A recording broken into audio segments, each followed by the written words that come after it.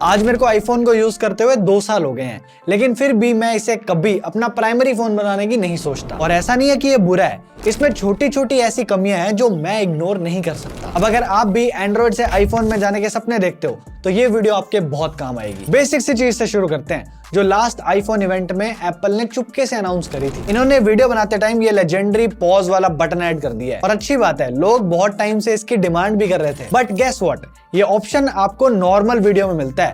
अगर आप cinematic mode में वीडियोस बनाते हो, जो कि मुझे बहुत बनानी पड़ती है, उसमें ये ऑप्शन है ही नहीं। और ये बहुत ही वियर्ड सी बात है क्योंकि सिनेमैटिक वीडियोस का यूज होता है स्टोरी टेलिंग के लिए, जहां पॉज सबसे इंपॉर्टेंट होता है। एडिट में दिमाग खराब करने से अच्छा है यहीं दे देते हैं। तो वीडियो पॉज करने जैसे बेसिक फीचर को एक मोड में रिस्ट्रिक्ट कर दिया है और उसे वहां दिया ही नहीं है जहां वो सबसे ज्यादा यूजफुल है।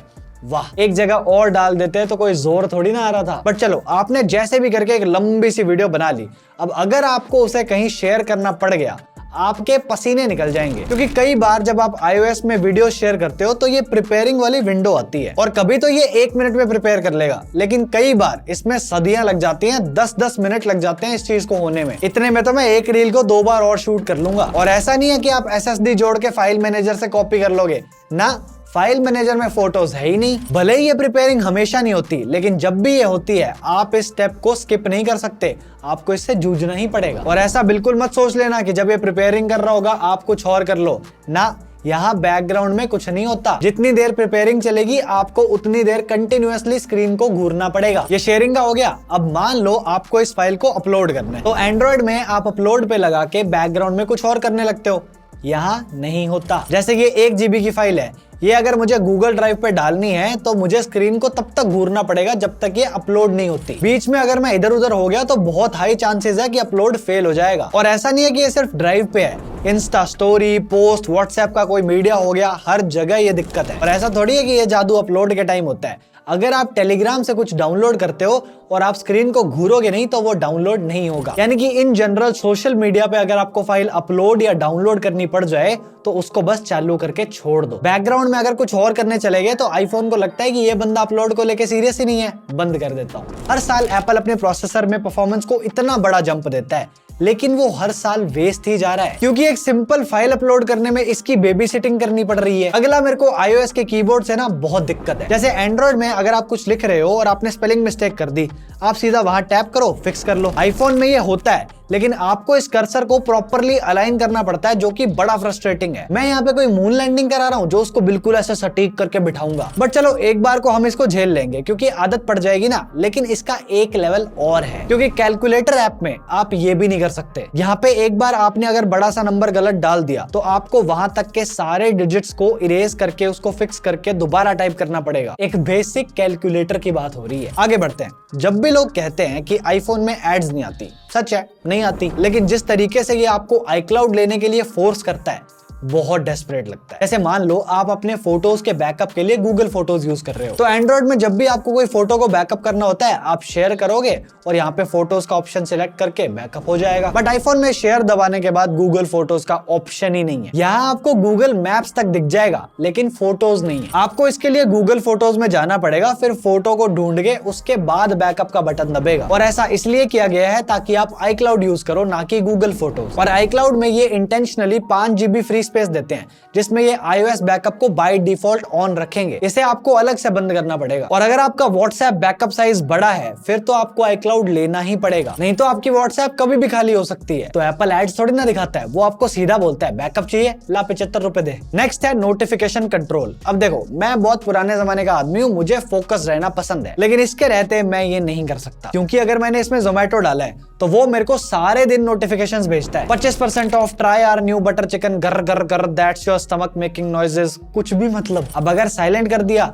तो मुझे स्क्रीन पे तो दिखेगा ही, और फोन उल्टा रख दिया तो कॉल्स मिस हो जाएंगी। ले, इसमें क्या है, नोटिफिकेशंस बंद कर दो तो मेरा ऑर्डर कहां पहुंचा मुझे तो वो तब भी नहीं दिखेगा। तो ये एक अलग सिरदर्दी है। एंड्रॉइड में मैं किसी भी ऐप के मार्केटिंग वाले नोटिफिकेशंस को बंद कर सकता हूँ, यहाँ वो चीज होती ही नहीं है। आप बोलोगे कि भाई डिस्ट्रैक्ट नहीं होना तो DND लगा दो, लेकिन मेरा ऑर्डर कहां पहुंचा मुझे तो वो तब भी नहीं दिखेगा। और ऐसी चीज की आदत आपको तब लगेगी जब आपको फोकस से फर्क नहीं पड़ता, फिर तो क्या है, बजने दो। इसके बाद मान लो आपको नोटिफिकेशन की आवाज धीरे और रिंगटोन की आवाज तेज पसंद है। हाँ तो होती रहे फिर, यहाँ सबकी आवाज एक ही है। जितनी रिंगटोन की होगी उतनी नोटिफिकेशंस की और उतनी ही अलार्म्स की। ये सिंगल स्लाइडर है बस। अब अगर रिंगटोन की वॉल्यूम फुल है और आप किसी कॉल पे हो, अगर उस टाइम आपको कोई नोटिफिकेशन आया तो ये घंटा आपके कान की पर्दे फाड़ देगा। और इसकी आदत आपको वैसे तो नहीं पड़ेगी, लेकिन आप फोन को साइलेंट रखना शुरू कर दोगे। अब आपने वो चीज तो सुनी होगी कि होटल्स, कैब्स, सब्सक्रिप्शंस का प्राइस मोस्टली आपको आईफोन पे ज्यादा ही दिखता है। जैसे YouTube प्रीमियम आईफोन पे 199 का है, एंड्रॉइड में 149 का है। सेम फैमिली प्लान के साथ भी है। चैट जीपीटी आईफोन में 2000 का है, एंड्रॉइड में 50 रुपए सस्ता है। सब्सक्रिप्शन तो हमेशा ही iOS में महंगे ही होंगे, क्योंकि एप्पल ऐप स्टोर में होने वाली हर परचेज का 30% लेता है। तो अगर आप ऑनलाइन कहीं से भी कुछ भी खरीदने जाओ तो एक बार उस आइटम का प्राइस डेस्कटॉप और एंड्रॉइड से कंपेयर कर लो। बहुत बार वो सस्ता होता है और पूरे साल आप इससे काफी पैसे बचा लोगे। अगला फिर से डाउनलोडिंग के बारे में। तो अगर आपने नॉर्मल क्रोम में कोई भी चीज डाउनलोड करी तो आपको उसको अलग से सेव करना पड़ेगा, तब आपको वो फाइल्स ऐप में दिखेगी। अब इसको देखने के ना दो पर्सपेक्टिव है। पहला तो ये कि अगर कोई बंदा डाउनलोड कर रहा है तो ऑब्वियसली उसने सेव तो करना ही होगा, तभी तो वो कर रहा है। लेकिन दूसरी साइड देखें तो ये सही भी हो सकता है, क्योंकि कई बार लोग फालतू वेबसाइट्स पे चले जाते हैं और ऐसी वेबसाइट्स अपने आप कुछ भी डाउनलोड करने लग जाती है। तो इसलिए ये कंफर्मेशन मांगना कि डाउनलोड सेव करना है या नहीं, ये सही हो सकता है। लेकिन एक छोटा सा कैच ये भी है कि वो फाइल कहीं तो आपके फोन में डाउनलोड हुई होगी, उसके बाद वो सेव होगी।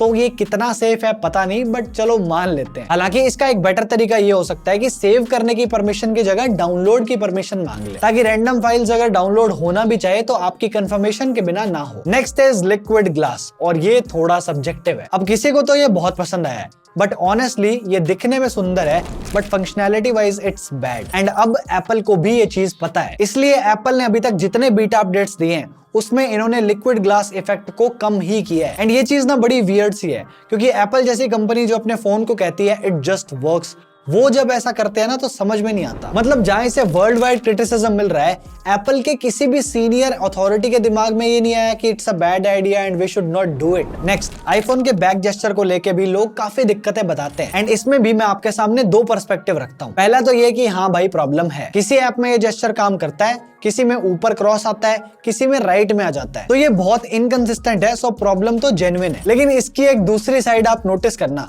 इस पे आईफोन यूजर्स उतना कंप्लेंट नहीं करते जितना एंड्रॉइड यूजर्स करते हैं, क्योंकि प्रॉब्लम ये नहीं है कि आईफोन में ढंग से बैक नहीं होता, प्रॉब्लम ये है कि एंड्रॉइड की तरह बैक नहीं होता। और मैंने इसमें एक चीज और भी नोटिस करी है। मान लो आप इंस्टा के रील सेक्शन में हो, बैक जाके क्या करना है, होम पे ही जाना है ना। तो होम पे जाने के लिए नीचे टैब्स होती हैं, उसका यूज होता है। एंड जिस भी ऐप में नीचे टैब्स होंगी उसमें आपको इनका यूज करके ही नेविगेट करना पड़ेगा, वहां बैक जेस्चर ढंग से काम नहीं करता। आई नो ये प्रॉब्लम जरूर है, लेकिन ये कभी फिक्स नहीं होगी, क्योंकि एप्पल ये कंट्रोल उस ऐप को देता है कि आपको कैसे नेविगेट करवाना है। सिस्टम वाइड मुझे नहीं लगता ये लोग कभी डालेंगे। एंड्रॉइड में कंट्रोल सिस्टम वाइज भी है और एप्स के पास भी है, और ऐसा ही होना भी चाहिए। अब ऐसे तो आईफोन में और भी कमियां हैं, जैसे कि क्लिपबोर्ड नहीं है, तो आप एक बार में एक ही चीज कॉपी कर सकते हो। अब मुझे मेजर प्रॉब्लम इस चीज से है भी नहीं। मैं जैसा काम करता हूं उसमें मुझे अपना एड्रेस, ईमेल, नंबर, ऐसी चीजें बार बार शेयर करनी पड़ती है, और मैं ऐसे डेटा को एंड्रॉइड के क्लिपबोर्ड में पिन करके रखता हूं। हालांकि आप इसको आईफोन के टेक्स्ट रिप्लेसमेंट वाले फीचर से सॉल्व कर सकते हो, लेकिन उस पर आपको सब याद रखना पड़ेगा, तो ये ज्यादा कन्वीनियंट है। दूसरा, इसमें एप्स का साइज बहुत ज्यादा बड़ा हो जाता है, डेटा को क्लियर करने का कोई ऑप्शन ही नहीं है। जैसे एंड्रॉइड में इंस्टाग्राम का साइज देखो काफी बड़ा है, लेकिन अगर आप इसमें से कैश क्लियर कर दोगे तो ऐप भी बढ़िया चलेगी और मेरी स्पेस भी बच गई। बट इसमें ऐसा कुछ होता ही नहीं है।